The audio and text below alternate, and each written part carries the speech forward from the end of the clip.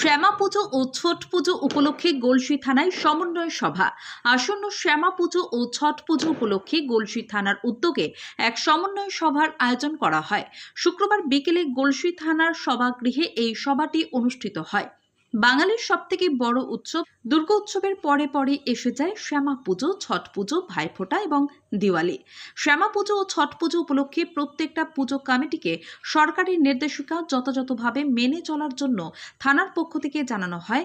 একজনের অবহেলা বা উচ্ছৃঙ্খলতা যাতে পরিবারের শোকের কারণ না হয় তার জন্য শব্দবাজি থেকে বিরত থাকা, বাড়িতে আলোর রোশনাই খুব সচেতনভাবে লাগানো, পুজো মণ্ডপগুলিতে অগ্নিসংযোগ যাতে না ঘটে তার সহজে নিবারণ করা যায়, জাতীয় সড়কে হেলমেট সহ গাড়ির গতি নিয়ন্ত্রণে চালানো ইত্যাদি বিষয়ে সকলকে সচেতন করা হয়। সবাই উপস্থিত ছিলেন ডিএসপি রামগোপাল মণ্ডল, সিআই শৈলেন্দ্র উপাধ্যায়, গলসি থানার ভারপ্রাপ্ত অফিসার উত্তাল সামন্ত, মেজবাবু বুদ্ধদেব ঘোষ সহ ব্লক প্রশাসনের প্রতিনিধিরা এবং এলাকার বিভিন্ন পুজো কমিটির সদস্যরা। এই পুজোগুলি যাতে শান্তিপূর্ণ, নিরাপদ এবং সুন্দরভাবে সম্পন্ন হয় তার জন্য গলসি থানা সর্বদা সচেষ্ট থাকবে বলে জানানো হয়। গলসি থেকে শফিউর রহমানের রিপোর্ট, সোজা কথা নিউজ, পূর্ব বর্ধমান। কিছুদিন আগেই করা হচ্ছে যাতে আপনারা যত তাড়াতাড়ি সম্ভব এই কাজগুলো করে নিতে পারেন। আমাদের ওসি সাহেব তো ডিটেল বললেন যে কি কি করতে হবে। আমি মেনলি যে পয়েন্টগুলো বলবো সেগুলো হচ্ছে আপনাদের এই যে বলছে আসান পোর্টালে পুজোর পারমিশন, আগে আপনারা পুজোর পারমিশনের জন্য একটা করে ইন্টিমেশন দিতেন হয়তো থানায় বা ব্লকে। এখন যেটা হয়েছে আমাদের পশ্চিমবঙ্গ সরকারের পক্ষ থেকে একটা পোর্টাল তৈরি হয়েছে, সেই পোর্টালের মাধ্যমে দুর্গাপূজা, কালী পূজা, জগদ্ধাত্রী পূজা সমস্ত পূজার কিন্তু পারমিশন হচ্ছে। এই আসান পোর্টালে কিন্তু পারমিশন অবশ্যই করবেন। এবং ওসি সাহেব যেটা বললেন যে ওই যে ডেট, টাইম আর রুট, ওটা আপনারা আসান পোর্টালে আপনারাই দেবেন যে কোন ডেটে আপনি বিসর্জন করছেন, কোন রুটে করছেন। যেটা বললেন আমি শুধু দুটো বিষয় বলি, যে একটা হচ্ছে যেটা আমাদের দুর্গাপুজোটা অনেকটা এই প্রশাসনের সঙ্গে যোগাযোগ রেখে নিয়ম কানুন মেনে হয়। এই কালী পুজোটাও আমরা 2-3 বছর ধরে হচ্ছে আমাদের সঙ্গে মিটিং করে অনেক কিছু নিয়মের মধ্যে বলে, তা সত্ত্বেও আমরা দেখি এলাকার মধ্যে যে কিছু নিয়ম হয়তো স্যারদেরকে জানানো হয় না। তো আমি সকল পুজো কমিটির কাছে একটাই অনুরোধ রাখবো যে সমস্ত আমরা দেখেছি পাড়াতে ছোট ছোট অনুষ্ঠানগুলো হয় সেইগুলো যাতে অবশ্যই আমাদের পুলিশ প্রশাসনের নজরে আনা হয়। কারণ বেশিরভাগ পুজোই বা অনুষ্ঠানটাই রাতের দিকে হয়, ওই মাঝরাত বা শেষের দিকে যা পরিস্থিতি দাঁড়ায় সেটা খুবই খারাপ দেখা যায়। সেটা হয়তো পুলিশ প্রশাসনের নজরে থাকলে সেখানে আমাদের লোকাল সিভিক বা ভিপি থেকেও প্রোগ্রামটাকে শেষ পর্যন্ত চালাতে পারে।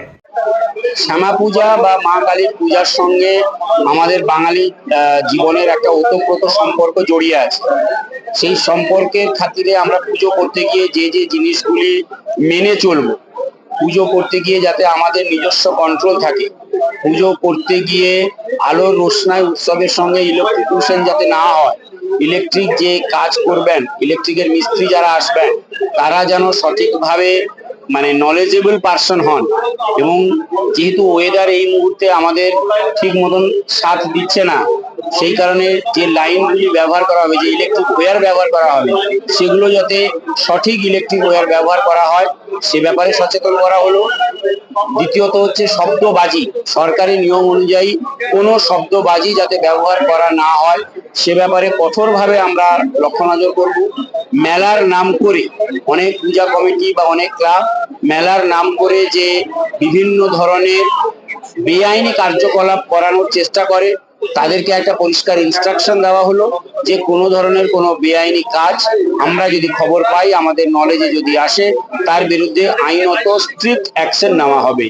এবং আরেকটা বলে দেওয়া হলো ক্লাবগুলির মাধ্যমে, যেহেতু এখানকার ক্লাবগুলি কেউ সরকারি লাইসেন্স নেয় না পুজো করতে গিয়ে, তাদেরকে আমরা আহ্বান জানালাম আপনারা আসুন, পুলিশ আপনাদেরকে সহযোগিতা করবে লাইসেন্স পাইয়ে দেওয়ার ব্যাপারে।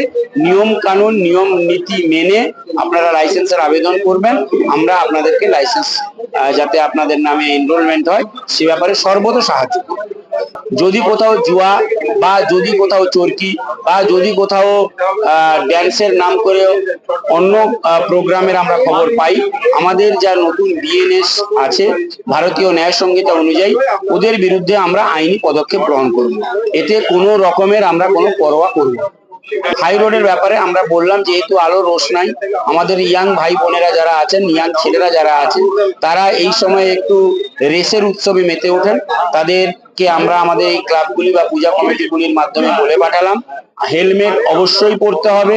বিনা হেলমেটে যদি ওই দিনও কেউ গাড়ি চালায় বা কেউ যদি ড্রিঙ্ক করে গাড়ি চালায়, আমাদের কিন্তু ট্রাফিক বিভাগের তরফ থেকে আমরা ওই দিন টেস্ট করব এবং সঙ্গে সঙ্গে আইন অনুযায়ী ওর বিরুদ্ধে আমরা ব্যবস্থা নেব।